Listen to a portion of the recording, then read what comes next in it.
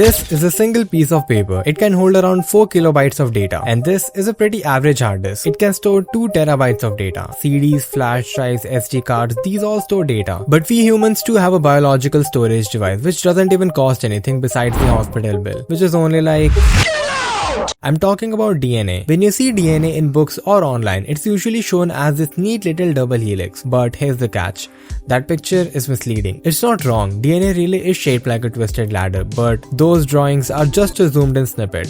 The actual DNA in a single human cell is about 2 meters long, packed tightly into the nucleus. DNA is built from 4 chemical letters called bases: thymine, cytosine, adenine, and guanine. They pair up, A always with T and C always with G, to form what we call base pairs. And just like in computers, where a single bit is either a 0 or a 1, DNA uses 4 options instead: A, T, C, and G. Now, the human genome, which is the complete set of DNA instructions that make you, contains about 3.2 billion base pairs. With a few exceptions like red blood cells, every single one of your cells carries this entire instruction manual. To put that into computer terms, if you stored one base pair as 2 bits of information, your genome would take about 1.6 gigabytes of storage. Not petabytes, not terabytes, just gigabytes. But remember, this is 1.6 gigabytes per cell, and you have around 37 trillion cells in your body. If we multiplied that, we would be looking at something like 60 zettabytes of data. That's 1/3 of all the data humans have ever created. Now let's go back to the paper for a second. One sheet of paper can hold about 4 kilobytes of text. So if you try to print out your 1.6 gigabyte genome, you would need around 400,000 sheets of paper. That's a stack 40 meters tall, and that stack is just for one copy of your DNA. If you printed all the DNA in your body, the paper stack would tower at 1.2 into 10 to the power 16 meters high. That's about 80,000 times the distance from Earth to the Sun. All of that information crammed invisibly into your cells. Scientists are even trying to use DNA as a digital storage medium. In theory, 1 gram of DNA could store around 215 petabytes of data. The catch, of course, is that reading and writing DNA is still extremely slow and expensive.